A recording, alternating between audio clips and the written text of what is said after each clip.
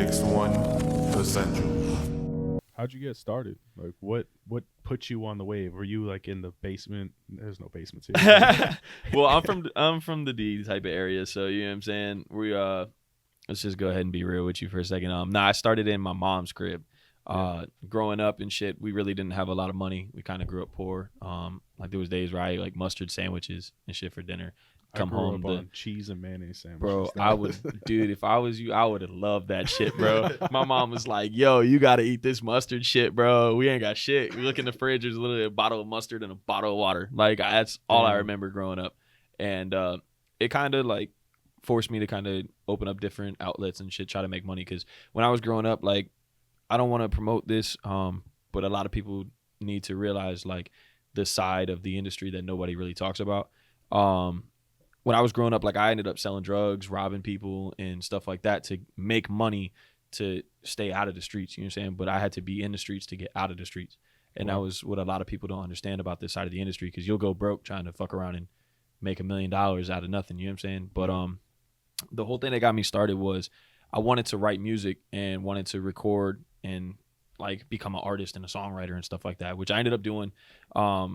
But the first thing that I ended up doing was sitting in my dad's work truck, and I'm like, hey, I need $200. And my dad looked at me and was like, why do you need $200? What does a 13-year-old kid need for $200? I'm like, yo, I want to buy a mic. My dad looked at me and was like, you want to buy a mic? What for? And I was like, yo, I want to do this. I want to work with rappers and shit. And he just looked at me and like, I don't know, maybe he thought I was joking, but he also thought I was serious just by the look in his face. And he told me he would talk to my mom about it. And the next day he was just like, we can't. Like, we don't have the money for it. Like, we don't have the budget. So I was like, all right, I understand. And then the craziest shit, this is, like, why I tell people, like, if you're meant to do something, it'll happen. Yep. Because I came home from school, and a week before that, I got into a fist fight. And somebody had recorded it and uploaded it to YouTube back when, like, YouTube had the 5-star joints. Yeah. Like, where you could 5-star something. And we went viral. We got, like, I think it was, like, 600,000 views in, like, a week. Whoa. Yeah, like, we went viral. And this guy hit me up and was like, yo, bro, I'll give you $200 to put my song on your video.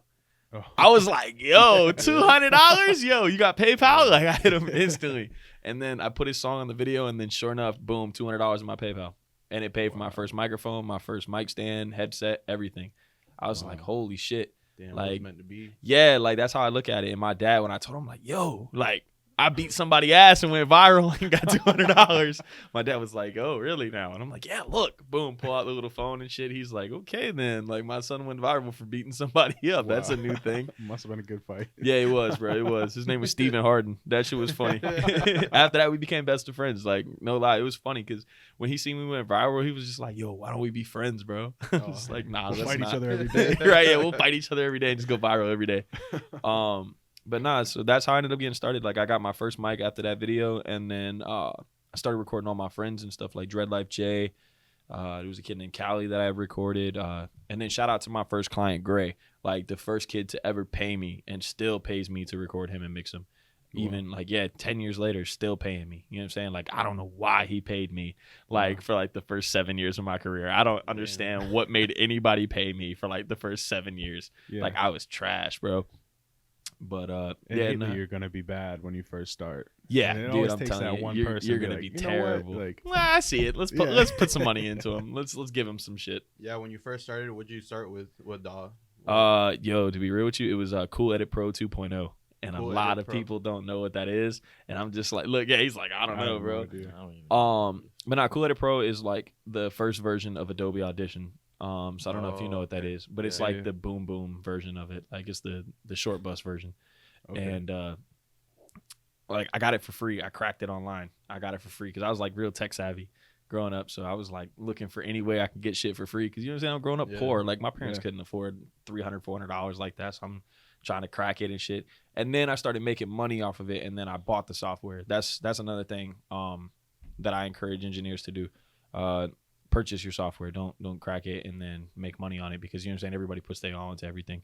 Like, you know what I'm saying? It's just like with anything in the world. Like, you make something, you want people to buy it. You don't want people to just crack it for free. And you know what I'm saying? 100%. Mixed One Essential.